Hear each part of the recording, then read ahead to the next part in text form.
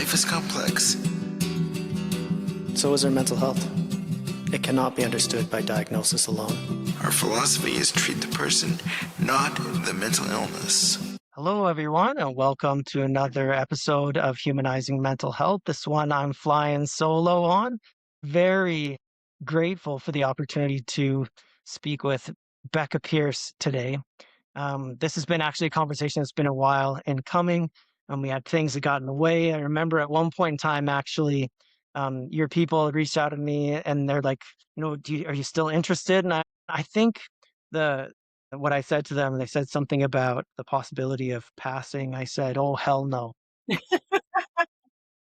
I'm not passing this. I want to have a conversation with this person. This is what our podcast is all about, is people coming to a real human experience. And so do you mind giving us a little bit of introduction to yourself, and then we'll frame the conversation from there? Sure. Well, first of all, thank you for sticking with me. I know that, back and forth, it took us a little bit to make this happen, but I'm glad to be here. Mhm. I will start with this. There were two things in my life that completely changed my life. And so I'm going to give you a quick background on both of them. In 2011, I was appointed by the governor of the state of Maryland to run Obamacare in the state of Maryland. So this was the implementation of the Affordable Care Act in the United States that was just a huge deal. And for 2 years, from 2011 to 2013, I had an immovable start date. I had to build an entire organization from scratch. We spent $300 million in an IT system that ultimately didn't turn on day one, and I lost my job above the fold with a picture. And the reason that's important to the story is this. Prior to that, I was constantly focused on achievement. I was 39 years old and I had become a CEO by the time I was 39 years old. And I thought I had made it, right? Like this was everything that everybody thought that we are taught is what is the most successful thing. We are amazing if we can do these things. And I had it all. And I lost it quite publicly, which also means that I lost my identity in all of that. I was so tied to who I was in that role that when I lost the job, it was as if somebody had died. It was so painful. And I was just completely, I keep saying lost, but I was really lost at that time. The good news is I landed on my feet. I was within, several months, I was a vice president within a hospital system again, and which for women is a really big deal because women don't often land on their feet after losing their job publicly. But fast forward about 14 months from when I lost my job, I couldn't hear out of my left ear. And I had been ignoring it for several years until finally a friend of mine said, that's not normal, right? Like single-sided deafness isn't normal. You really should get that checked out. And when I finally went in to get it checked, turns out I had a brain tumor the size of a ping pong ball that because I had waited and ignored it for so long was now growing into my brainstem. And I needed surgery imminently or I was going to die. And so all of the sudden, everything that I had ever believed to be true about title, about money, about success, about the things that were important in life just showed up. And it's all a lie. Is what I realized during all this is that it just doesn't matter. And so during my recovery, when I came off that table, it was as if I had a stroke on the table. And so my entire left side was weak. My face was paralyzed for a year. I'm deaf in my left ear, mostly blind in my left eye. I still have significant ongoing disabilities because of my brain surgery. The good news is it's benign and operable, and I'm here. At the same time, what I realized, again, combine those two to realize that everything that I thought was true in life doesn't matter anymore. Once I figured out that I could do the job again was the exact moment that I decided I needed to quit my job and start something absolutely new with my life and completely get off that success train I had been on since I was 22 years old and shift my world 90. Yeah. Amazing. In fact, it reminds me of part of our pre-podcast conversation where we're talking about what is it that we really want to accomplish in this episode. And you said something that just landed really, really hard, was this idea that, am I living someone else's idea of success? Can you expand on that conclusion? Like that's a big conclusion to come to in life. Yeah, for sure. I think that it's very easy to just not pay attention. So I think for me, it was my realization, my true realization, this is the moment for me, is once I realized that I could do the job again, one day I had a choice. I could go to work at 8 o'clock for that air quote important meeting, or I could put my daughter on the bus at 8:30 in the morning, where she would make little heart signs in the window and tell me she loved me. Where during that time, between the time I was diagnosed and the time I had surgery, I never knew if I was going to do that again. And it was that moment that I said, wait a minute, what am I doing this for? The only thing that I know that's important to me right now is my family and my daughter and all of those things that, like I said, I believed it was title. I believed it was money. I believed it was power. I believed it was all of these other things. But what I realized is that's not my definition of success because I never took the time to figure out what that is. I never stopped and said, what do I want out of life until that moment? And I think a lot of other people, I talk to a lot of people about this. When's the last time you actually wrote down your definition of success? Totally. I never have. Right.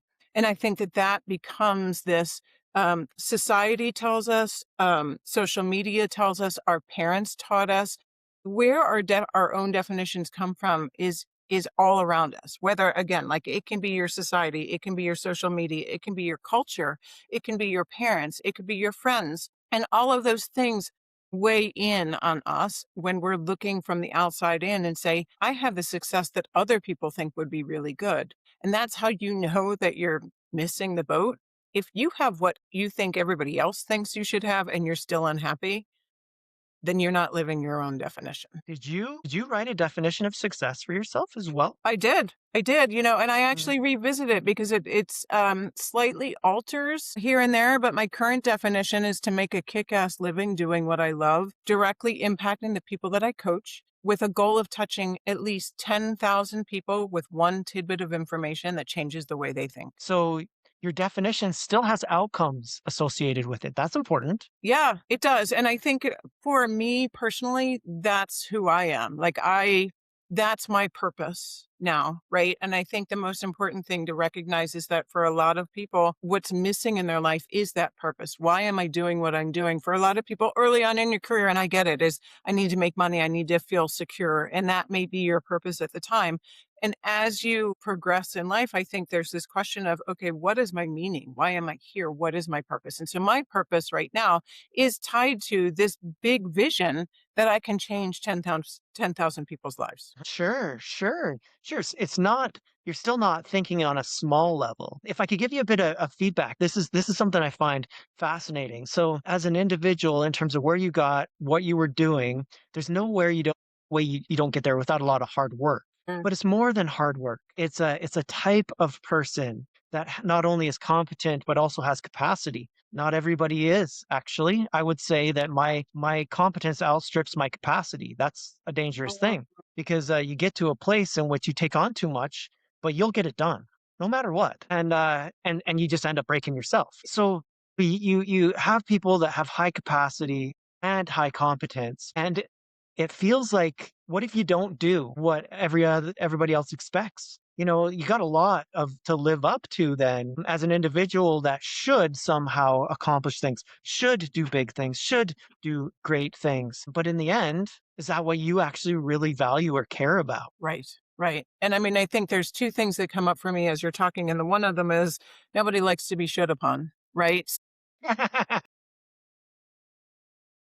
And that should assumes somebody else's expectations or expectations that you have on yourself that come from someplace else. And oftentimes that's our parents, whether we want to say it or not, right? There's some sort of It's not expectation. about blame, just Right. truth. Right. Exactly. And the other thing that comes up as you were talking is, and I talk about the different phases that people go through when they go through change. And one of them is the third phase is 1 foot in, 1 foot out, because we begin to question, what are my friends going to say? What's my family going to say? If I want these things that are different than what I have wanted my whole life, or what I have been striving for my whole life, that I should, air quote, be striving for, what are they going to say about me if I don't do those things? And that's where you really begin to straddle that phase of, I know I want something different, but I'm afraid to do it because I'm afraid of what other people think. Yeah. If you look at this from like a big scale level, right? Like you look at kind of being involved in rolling out Obamacare. That's a really big scale. Millions of people are going to be impacted by this. And when you look at the pressures that are there from expectation, because what you're saying, I think, has become more true in our world than it ever has been. Because when you look at our origins, we're tribal people. Mm. So survival really must happen when everyone has a position of contribution, and community is what makes us not only survive but well, is what makes us well. What happens when our tribe expects stuff out of us? We have an internal struggle that is about an authentic process of, do I stay within my individuality? Do I bend to the tribe? These are important balances that we need to walk, because we can't somehow divorce ourselves. It's just, when you look at the size of your tribe was millions of people, millions of expectations. And I don't think humans actually really do well when they're trying to have a global community. I think we need to break down into smaller sections. We need to define who our tribe is and how we can decide what is important within the context of that. Because that battle between authenticity and expectation, I think that's kind of fundamentally what you're talking about. Yeah, and the ones that actually matter, right? How small, when you think about that global piece, right? There's only going to be a certain amount of people that truly matter to you, right? In the Yeah. long run. And I think making it smaller to that point where you recognize who those people are, and the fact that either they're going to love you for who you become, or you're going to find a new tribe, is Right. really that recognition for people to help Yeah. you finally make that change.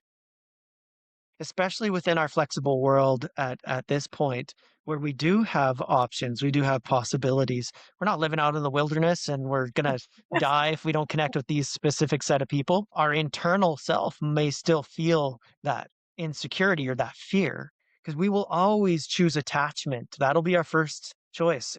If there's a if there's an issue between us being authentic and being attached, we're gonna choose Interesting. attachment, and that's something we got to become fundamental to understand. Um, Especially, you talk about your story, and you talk about landed on my feet. That's not an easy thing to do, especially when the internal experience is that so many people now view me in a negative light. And we're talking about en masse, right?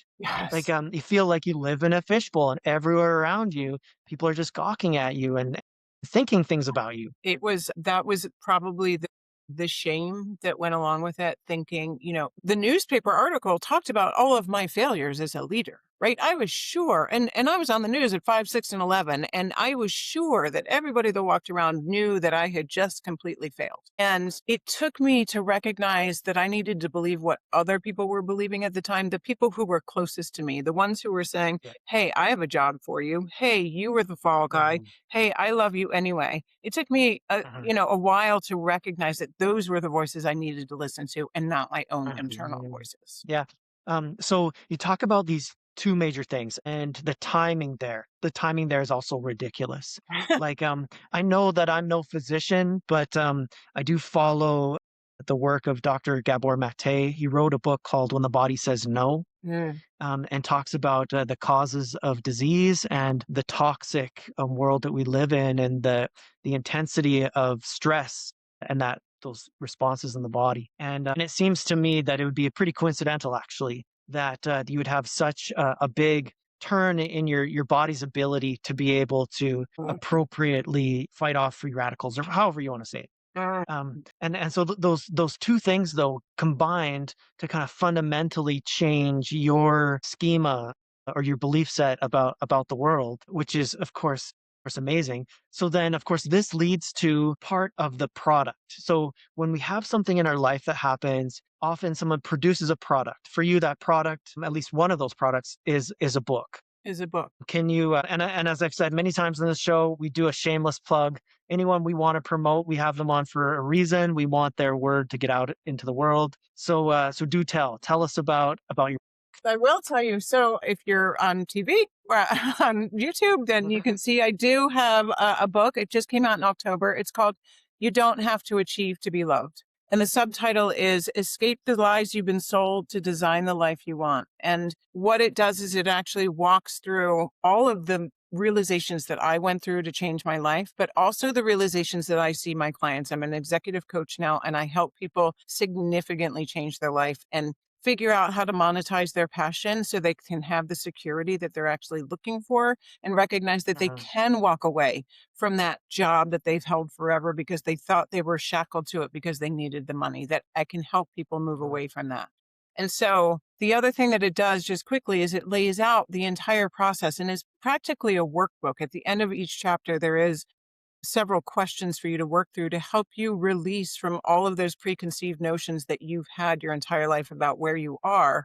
And so you can change your life. So I'm very proud of it.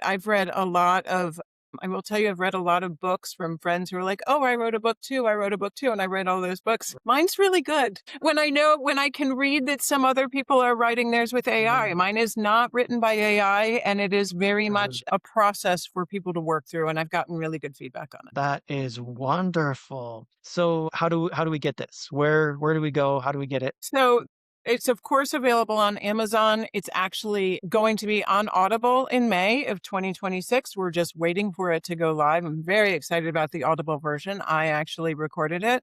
But the easiest place to find it is actually my website is morebeccapierce.com, and Pierce is Pearce, so morebeccapierce.com. And you can find everything about me on there, about my speaking engagements, about my coaching. But number one is the best place to find my book and join my newsletter. Gotcha. Okay. So now can I just let my curiosity spill out? Please do. Okay. So I got to know about the day that you found out about the what you felt. And I'm not talking about happy, sad, mad, glad. I'm talking about the visceral experience, the day that you found out this is cancer. What happened? So the day that I found out, I went and got an MRI of my brain. And in 2015, they handed me a DVD. And the radiologist said to me, I'm pretty sure she said some version of, your next step is to call your doctor. I immediately heard, you're going to die. So I went home and I put it into my computer, and any idiot can look at that and see that there's a big white blob in my brain that doesn't belong there. And I scrolled up and down. I was alone in my family room on my computer. And the visceral reaction was just, I think I was in actual shock. Like, I think it was just shock. It was like, this can't be happening. And it was like the actual feeling was just like a void in my chest, that it was just like, I can't believe I'm doing this, or I can't believe I'm seeing this. And so I went upstairs and I put my running clothes on and I went for an 8-mile run, because that's the only way that my brain could make space of it. And I thought about leaving my daughter. I thought about leaving my husband. I thought about my mother having to bury her daughter. I thought about who was coming to my funeral. I thought about my daughter and my husband and my daughter and my husband. It was just this, I was bent over crying. I couldn't even run those 8 miles because I was bent over crying at times, because it was just so shocking. And that moment, that intensity, I think it's important. I think that human experience is important, and your response to it, they're like, I had to run. Think about that. I had to run. I didn't know what else to do. I had to run. And no matter how far you would run, It was it'd still still be there. with you. Yeah. Yeah. Yeah. That's like, wow. So then when was the moment? And maybe you know this, maybe you don't, but when was the moment when recovery started for you then? I think recovery started for me. There are potentially two different spots. The moment that I woke up on that table, and they're waking me up, I was like, oh, thank God I'm alive. I'm alive. They're waking me up. I'm alive. Right. And so this is amazing. And so at that moment, the optimism immediately kicked in, like, oh, every 12 hours, something's going to get better, things like that. But I really think that the recovery, it's an interesting question. I think it began 2 weeks before surgery. We went into my daughter's school. My husband and I went into my daughter's school because she was in second grade at the time. And we knew I was going to be out for a week, and we didn't know if I was going to survive the surgery. And we wanted the school to know. And so we went and met with her teacher and her guidance counselor and the nurse. And the nurse came out of there and said, I need to tell you something. I was a recovery nurse for 30 years before I became a school nurse. And I can tell you with 100% certainty that how you go into the surgery is how you're going to come out of the surgery. And it was at that moment that I began to recognize that I was carrying so much dread going into this that I began to shift it to, hey, I'm 43 years old. In pretty good shape. Other than this stupid brain tumor, I'm in really good shape. Like, I'm not the one who's going to die on the table. Like, let's shift this thinking to something a little bit more positive. And I think that's what allowed me to tap into that optimism through the recovery. Sure. So someone connected with you, a point of connection. They had no reason to need to somehow tell you this. Correct. They had no skin in the game with that, right? They had nothing to gain from it. Nope. Just a human that was like, "Hey, I see your need, Yep. and I've built this knowledge over a lifetime of doing this, so I got to tell you something." That human connection, that is brilliant, because I truly do fundamentally believe that we heal in the context of relationship. Yeah. Yeah. And I think that she must have seen in me that need. Yeah. So that's amazing. That's amazing, because there needs to be some kind of inner unity. Because when you went into the room, then did you believe you were going to come out of it alive, or what? When you went into that surgery, what did you think? I did. I was of the belief. I said, I'm not the one who's going to die on the table. That was the mentality. That was my mantra. I'm not the one who's going to die on the table. And Sure. so, whether I truly believed it, I don't know. That was the mantra that I was telling myself. I mean, my reaction to, oh my God, I'm alive means that maybe I didn't 100% believe it, but it definitely Yeah. was the mentality I was willing into my brain. Now here's something that is fascinating, and I have to make sure that I say this in the correct way. Recently, I was reading a book about trauma, and they were talking about understanding the context of growth after trauma. And one of the interesting variables is resilience, but the resilience is something that isn't usually the way we think about it. We think about people building resilience. This was actually looking at growth can't happen without harm, without a actual really significant injury. So the person that isn't injured isn't going to grow, at least not from that experience, right? So then what it means is the web of beliefs that we hold about the world can no longer be held. And I heard that in your story. What you're saying is the beliefs I held about the world and how I relate within it, I could no longer hold on to those beliefs. I understood them to be incorrect. Now, the only way that we can build into a new way of being is if we actually let go of those beliefs. Yeah. Unfortunately, some of our experiences force us to do that.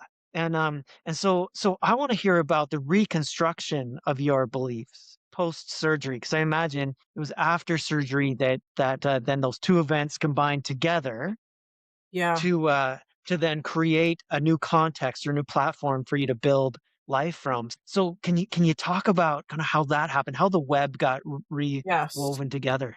Because you're absolutely right. And at one point, I said to myself after the surgery, you know what? I didn't listen the first time, right? These two events that happened right in a row, I didn't listen to what the world was trying to tell me the first time. And so this time I need to listen, right? That something needs to change, that the path that you were on was not the right path. And the second thing I think that is really interesting is that it wasn't until, and the reason that my book is called You Don't Have to Achieve to Be Loved is because my core belief, this core, belief that I had my whole life that wasn't going to change until I had some sort of trauma, was that I had to achieve to be loved. And that, that without that, who was I? And that's why I got directly back on that success train.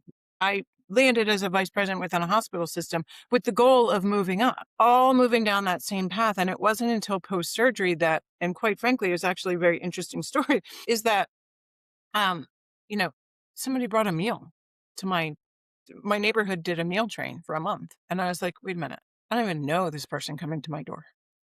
Like talk about brain exploding. I was like, I don't Yeah. understand. Not Yeah. only did I fail 14 months ago, like, why would they do Yeah. this for me? I've never done anything for them. I don't even know if I know them. Right. Like, Yeah. so that was the beginning of the Yeah. rest of my world unraveling and blowing up for me to Yeah. change my life. Yeah.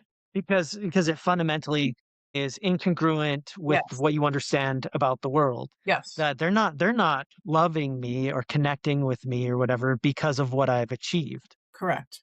In fact, they're connecting and so forth out of a fundamental human notion of compassion. Yes. Mm. Yes. Which is so Yeah. interesting that my core belief was so strong that that didn't even exist. This core, Yeah. this fundamental human piece I didn't understand it. Yeah. Yeah, for sure. At the same time, think about what you were doing. You were part of like the process, which has been highly contentious for a very long time, of creating a universal healthcare system for Right. everyone. Yes. Like if that's not caring, I don't know what caring is, you know? Like although you're achieving, you're pushing into Yeah. one of the biggest areas of caring. In fact, as being here in Canada, it's bizarre to us. Mm. To us, it's like you're sick, go see the doctor. Right. And we don't think a thing of it, Right. right? Don't even think about someone that wouldn't have the ability to just go do that and Right. not have to pay to see them. Yeah. Right. So Well, thank you. You know it what? I've really, actually never thought about it that way. I appreciate you saying that. Thank you. well, that's good. That's really good because it is one of the things that actually jumped to my mind immediately. Is it's not just someone that's achieving at a high level, it's someone that actually is in the work you did before was making a difference. Yes. And now That's I a see common thread that hasn't changed in your life. that is very true. And now I see it very much on the individual level as opposed to a big level. Like I think I didn't see it at that big level, but now I see that Yeah. it for me is really that individual coaching and, speaking with individuals one on one that makes a difference for me now. Yeah. Yeah. Yeah. For sure. Which is amazing. When you sit down with a person and you can fundamentally see the transformation, you can see the caterpillar become the butterfly Yes. is it's so rewarding. In fact, humbling and often actually there's like a I don't know, maybe it's not like this for you. Maybe because I have a different fundamental sense of worldview. I almost feel what's embarrassed. I don't know how else to say it. That's a weird thing because I feel like for me that there's lots and lots of people that I've helped. Lots of people have improved their life. And at the same time, that doesn't make me special. And But so it makes when you someone special. looks at me and they're like, "Holy cow, you did so much for me. It's so amazing." I'm like, "I'm not special Yeah, because I but don't you want to are to be." them. You are Yeah, to yeah, yeah, for them, sure, for right? sure. Because I think that's the thing. There are many people in the world like us who can help people, but we connect with the people who connect with us, right? There's a reason that they're going to choose you over somebody else and me over a different coach. And Mhm. we are Yeah. special to that person. Yeah, yeah, it's true. It's true. It's just I look at like a diametrically opposed journey as I think about my life because I did the opposite with the expectations. If we're using the Bible story of Jonah, I took off to go to Tarshish. And luckily I didn't have to get swallowed by a whale to be guided back towards my path. But yeah, for sure. I could empathize with your story from the start about expectation, but then I was like, my position was manage people's expectations, be the goofy guy, get them to not expect too much out of you. Right, right. Avoidance behavior. Right. Yeah. Yeah. So it has been an absolute pleasure to have a chance to talk to you. I feel like we need some pieces here to wrap this conversation together. So, like talking about your transformation, big things in life that really tore a hole in that world view you had, and you needed to recreate another one. Is there any specific message in this podcast that you would like to convey, to the world? I think the most important thing, if I were to say there were one or two things that were most important from the book and in general, the first we've already talked about a little bit, which is take the time to write your own definition of success. Because I'm going to argue that it probably isn't what you think it is or what you think it's supposed to be. And getting real with yourself on what that is going to potentially release some pain in your life. If you're wondering why you're still not happy, that's going to be a big life changer. And the second Right. one is this: the most important thing that I realized when I got my diagnosis is that the only thing that matters in life is time. It is our only non renewable resource. It is the only thing that when you get your diagnosis, you're going to want more of. And so be really selfish with your time, be selfish about how you're spending it, about who you're spending it with, and recognize that it's okay to say no to things that you don't want to do because your time is that valuable. It's amazing. Thank you. On that note, then we'll wrap things up. I want to express gratitude again for the opportunity to talk to you, and it is as I thought. It was worth the wait. Thank you. So, on that note, until next time, this is Jeremy Alcorn signing out. Thank you for joining us today. We hope that this message has been as meaningful to you as it has been to us. If you're looking for help, you can find us on Facebook at Humanizing Mental Health.